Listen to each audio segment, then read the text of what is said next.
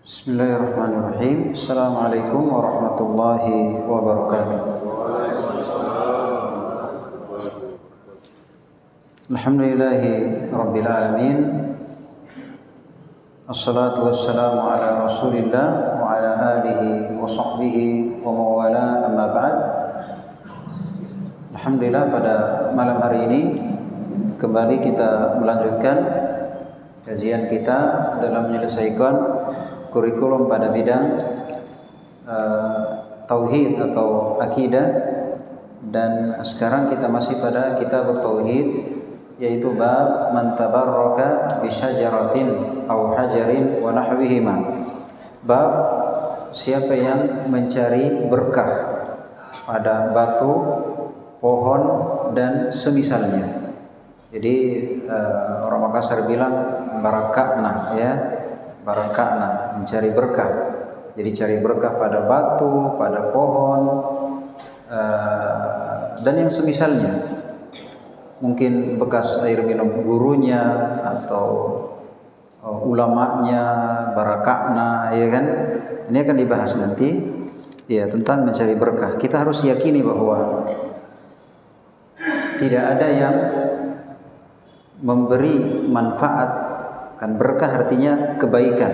Nah, tidak ada yang memberi kebaikan kecuali Allah Subhanahu wa taala.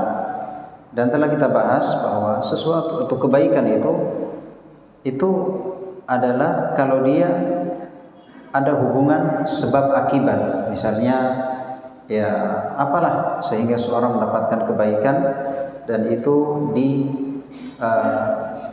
memang ada hubungan secara takdir, ya.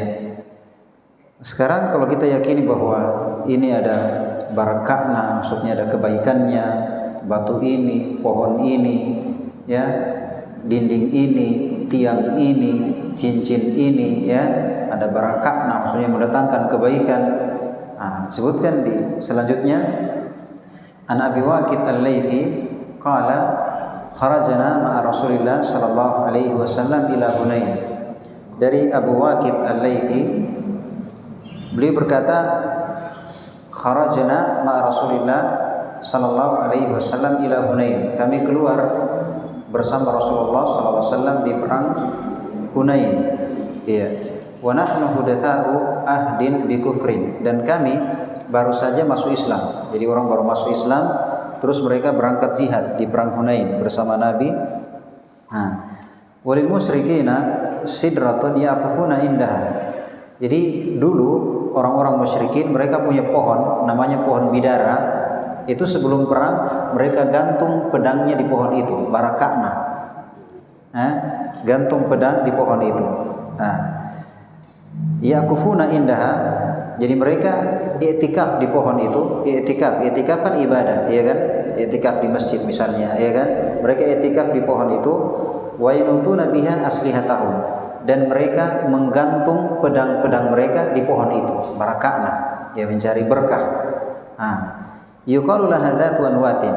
Nama pohon itu diberi nama dzatu anwatin, ya, berberkah kalau digantung di situ. Anwat yaitu artinya yang punya gantungan. Maksudnya kalau digantung di situ barakah, ya kan? Berberkah. Famarorna bisidratin. Nah, yang baru masuk Islam ini ikut perang bersama Nabi di perang Hunain. Nah, famarorna bisidratin, kata yang baru masuk Islam, kami ketika di perang Hunain melewati pohon bidara. Jadi langsung teringat masa lalu, ya, langsung teringat masa lalu. Ya, fakulna, maka kami pun bilang, namanya juga masih jahil, baru masuk Islam, ya kan? Nah, ya Rasulullah, wahai Rasulullah, ij'al lana dzata anwatin kama lahum dzatu anwat. Tolong bikinkan kami pohon yang bisa digantung-gantung pedang di situ, sebagaimana orang-orang musyrikin juga punya pohon. yang mereka gantung pedangnya di pohon itu. Apa jawaban Nabi? Faqala Rasulullah SAW, Allahu Akbar, ma'abi takbir. Ya, maka Rasulullah SAW berkata Allahu Akbar. Ya, maksudnya Nabi kaget. Kenapa orang sudah masuk Islam masih mau bikin syirik? Ya, jadi Nabi bertakbir Allahu Akbar. Innahas sunan. Sesungguhnya ini ajaran-ajaran, ya, maksudnya ajaran-ajaran kaum musyrikin. Qultu walladzi nafsi biyadi, ya, yang kalian katakan demi yang jiwaku di tangannya, kama qalat banu Israila li Musa, persis seperti orang-orang Bani Israel meminta kepada Nabi Musa. Apa itu? Ij'al lana ilahan kama lahum alihah. Tolong buatkan kami Tuhan sembahan sebagaimana mereka juga punya sembahan. Ya, faqala innakum qaumun tajhalun. Ya, sesungguhnya kalian adalah orang yang jahil. Kata Nabi, sesungguhnya kalian adalah orang yang jahil.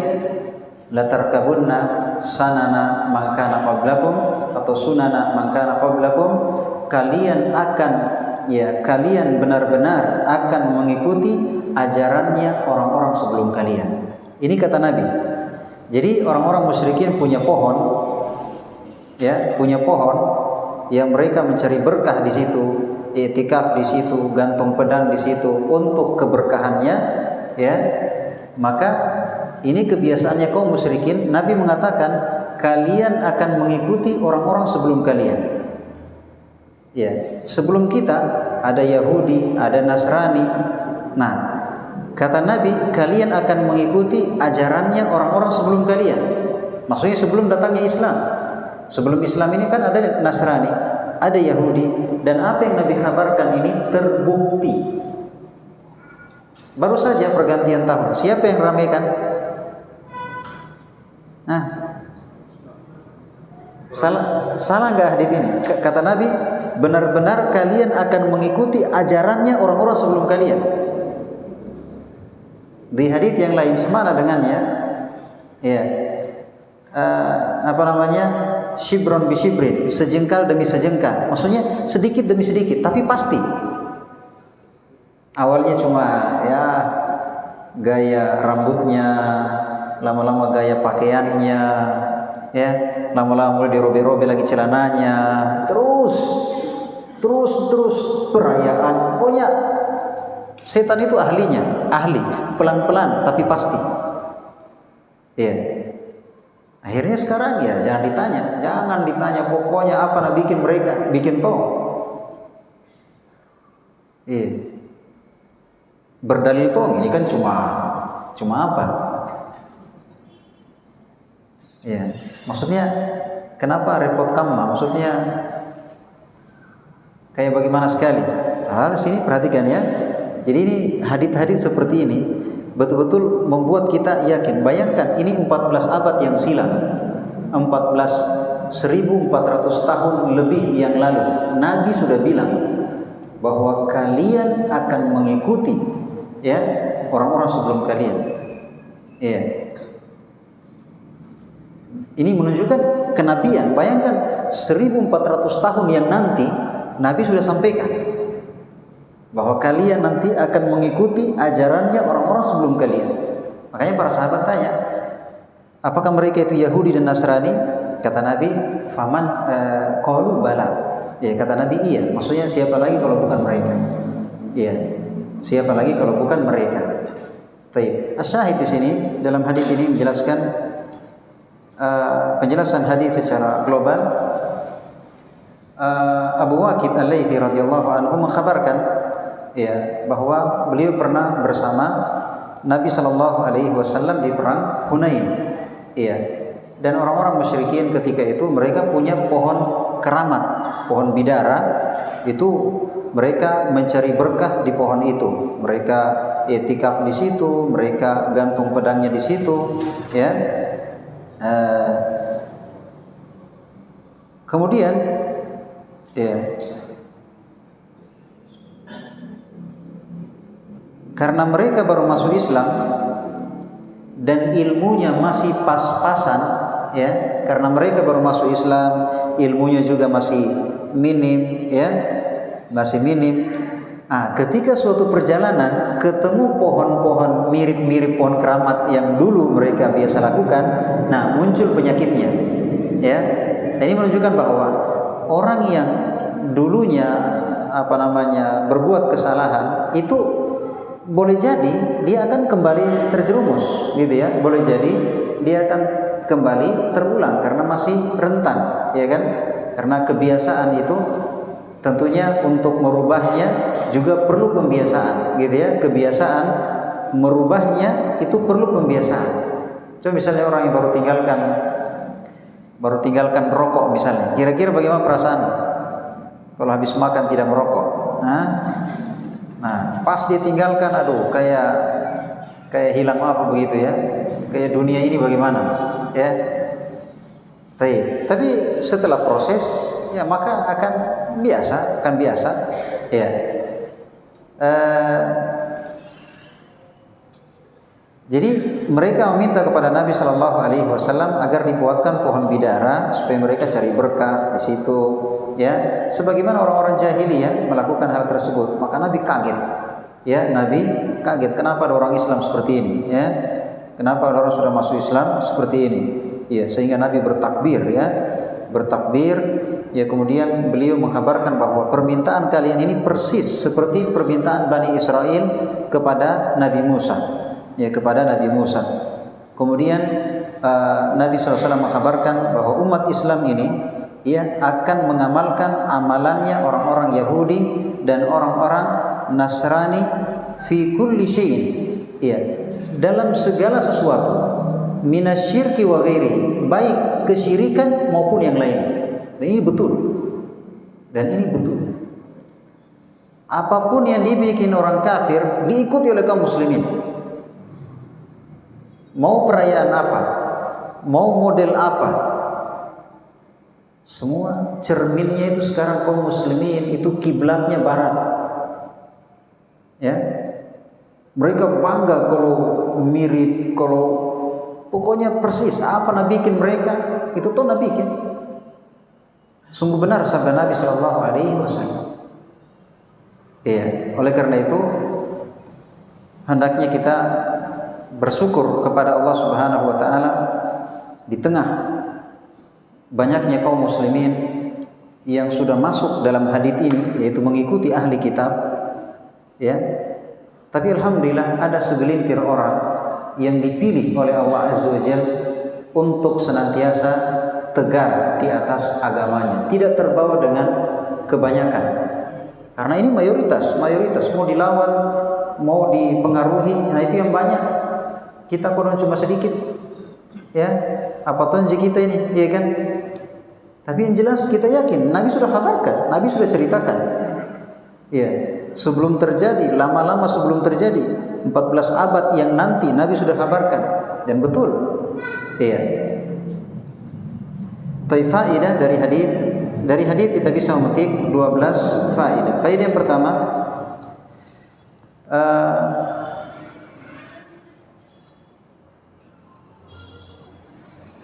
dianjurkan untuk menampakkan sesuatu yang menghindarkan dari ghibah. Artinya kalau misalnya itu ada potensi ghibah, orang cerita jelek, kita jelaskan. Itu bagus, dianjurkan untuk kita jelaskan. Makanya kita dikatakan tadi, wa nahnu hudatsa'u ahdin bi kufri. Kami ini orang baru masuk Islam. Maksudnya supaya orang tidak kaget.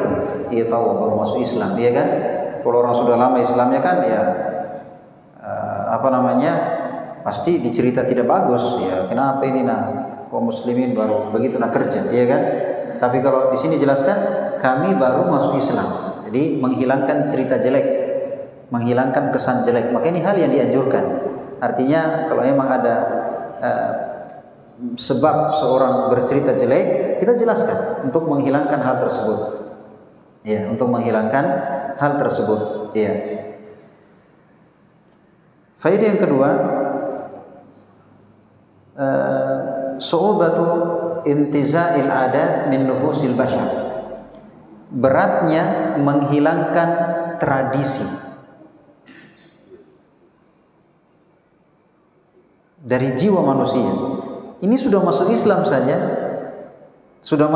saja, tapi tradisi itu otomatis. Jadi ketika lewat pohon, Pak Haji Tom minta sama Nabi tolong dulu ya, langsung muncul. Jadi yang namanya tradisi itu betapa berat untuk ditinggalkan. Ini yang sejak dulu seperti ini. Tapi ya namanya ke surga memang berat. Surga itu kata Nabi, huffatil jannatu bil makari wa huffatin naru bisyahwat. Surga itu diitari dengan yang berat-berat, sementara neraka diitari dengan yang senang-senang. Jadi baru mau masuk surga maunya muda foya-foya, tua kaya raya, mati masuk surga, nyaman manja. Surga itu tentunya penuh dengan pengorbanan, perjuangan. Coba lihat para nabi luar biasa. Nabi kita mau dibunuh, dibayar mahal kepalanya. Siapa yang bisa bawa nabi dalam keadaan hidup ataupun mati, dibayar mahal. Diadakan sayembara, artinya diumumkan siapa yang bisa menangkapnya dalam keadaan hidup ataupun mati. Belum lagi dilukai, dicaci, dimaki para nabi. Artinya demikianlah. Artinya kalau kayak kita ya siapa kita, kan? Sekelas para nabi saja berat cobaan yang mereka jalani. Tapi demikianlah surga. Hidup di dunia hanyalah sementara, kan? Kehidupan yang sesungguhnya adalah kehidupan setelah mati. Faedah yang ketiga, annal i'tikaf min anwa'il ibadah, bahwa i'tikaf termasuk ibadah.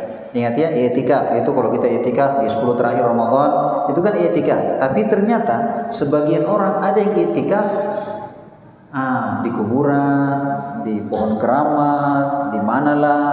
Sementara i'tikaf merupakan ibadah. Gitu ya? Baik.